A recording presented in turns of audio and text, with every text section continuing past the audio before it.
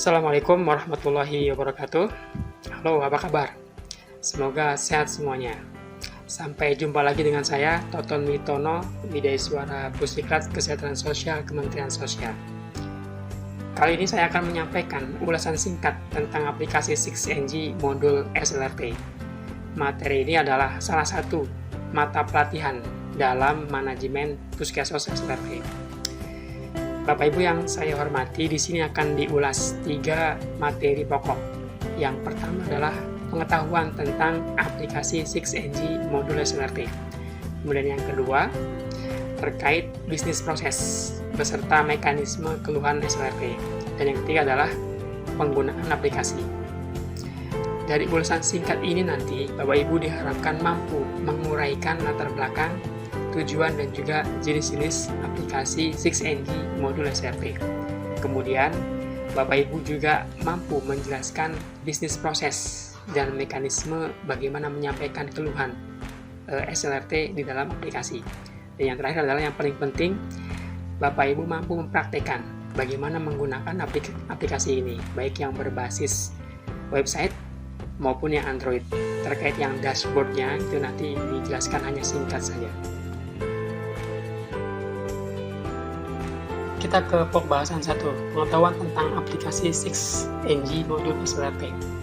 SLRT, Sistem Layanan dan Rujukan Terpadu, merupakan sistem satu pintu atau one gate system dalam rangka memenuhi kebutuhan para pemerlu dengan cara menghubungkan mereka dengan berbagai macam program yang ada. Dibangunnya sistem atau aplikasi ini dalam rangka untuk mendukung penyelenggaraan SLRT sekaligus untuk mengintegrasikan alur informasi basis data Kementerian Sosial.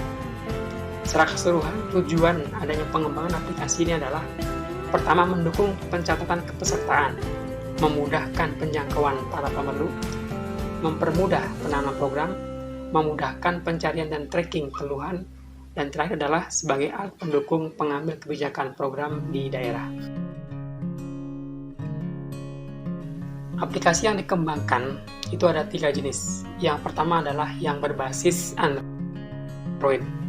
Ini bisa memakai tablet atau HP. Aplikasi ini khusus digunakan oleh fasilitator ketika mereka menjangkau masyarakat di lapangan. Kemudian yang kedua adalah aplikasi berbasis website.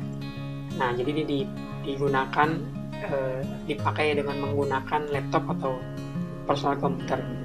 Aplikasi ini dipakai oleh front office yang langsung atau menerima warga yang datang ke sekretariat atau puskesmas, kemudian back office, ada supervisor, manajer, dan pengelola program.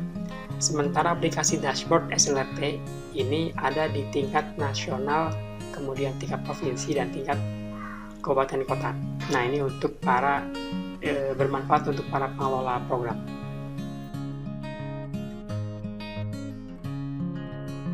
Pokok bahasan kedua terkait bisnis proses dan mekanisme keluhan SLRT dalam aplikasi 6NG SLRT. Aplikasi ini adalah sebuah tools atau alat yang membantu mempermudah pendataan fakir miskin dan juga orang tidak mampu terhadap program bantuan sosial yang telah diterima maupun pengusulan buat mereka yang belum masuk data. Seperti terlihat dalam bagian ini sebagai penyegaran di materi sebelumnya sudah dibahas bahwa akan ada playlist buat mereka yang belum masuk data. Nah, ini aplikasi SLRT ini baik yang berbasis web maupun Android sudah terintegrasi ke dalam sistem yang sudah dibangun oleh Pusdatin, namanya 6NG, Sistem Informasi Kesehatan Sosial Next Generation.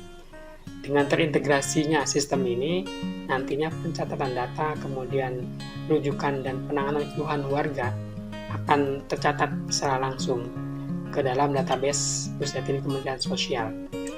Nah, ini alurnya terlihat dalam gambar.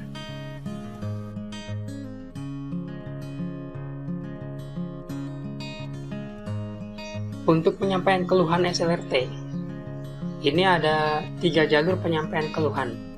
Yang pertama, fasilitator menjangkau warga. Jadi mereka didatangi oleh fasilitator. di tingkat desa atau kelurahan. Nah, kemudian jalur yang kedua adalah warga yang mengunjungi puskesmas yang ada di desa atau kelurahan. Dan yang ketiga adalah warga mendatangi sekretariat SLRT yang ada di kabupaten atau kota. Ketika misalnya di tingkat desa atau kelurahan, puskesmas, keluhan atau kebutuhan warga bisa langsung ditangani atau dirujukan di tingkat kelurahan lokal atau desa lokal di situ, berarti sudah otomatis selesai di situ. Tapi kalau misalnya tidak selesai, maka disampaikan melalui supervisor untuk kemudian dirujukan ke SLRT di tingkat kota kabupaten. Apakah kemudian masalah atau kebutuhan warga yang mengadu tadi itu dapat dipenuhi oleh program yang tersedia di tingkat kabupaten kota. Dan kemudian ketika misalnya di situ tidak tertangani lagi, maka dirujukan ke tingkat nasional. Adakah program tertentu dari tingkat nasional yang bisa untuk memenuhi kebutuhan atau menyelesaikan keluhan yang disampaikan oleh warga?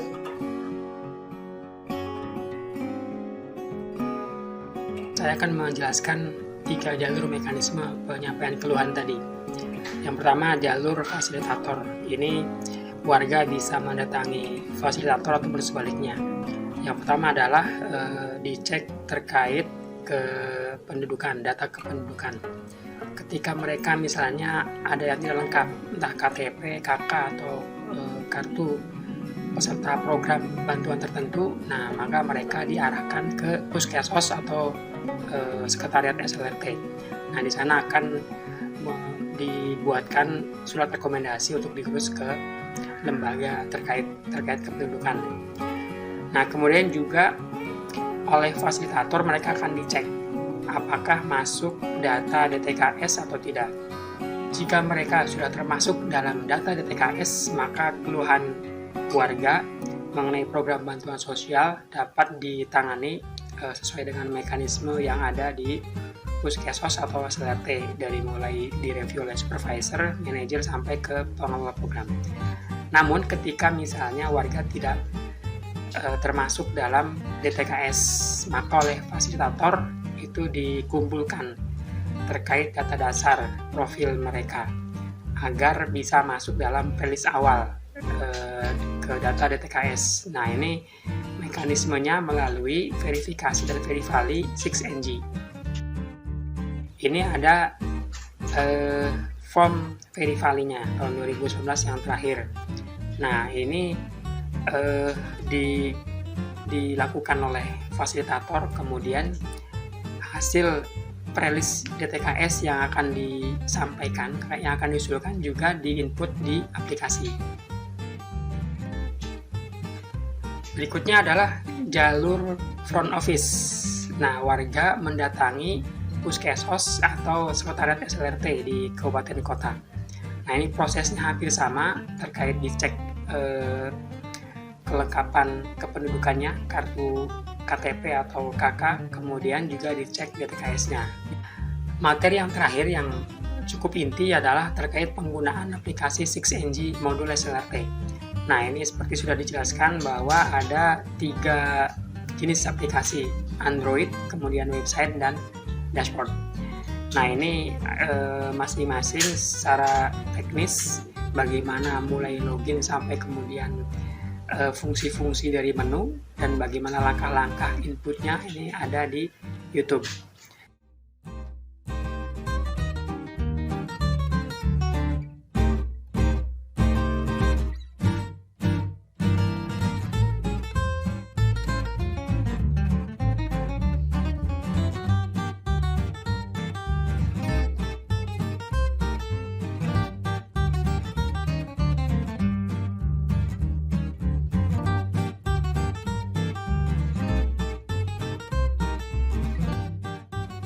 Bapak Ibu yang saya hormati, demikian ulasan singkat dari saya, semoga ada manfaatnya. Tetap semangat dan salam sehat. Saya akhiri, wassalamualaikum warahmatullahi wabarakatuh.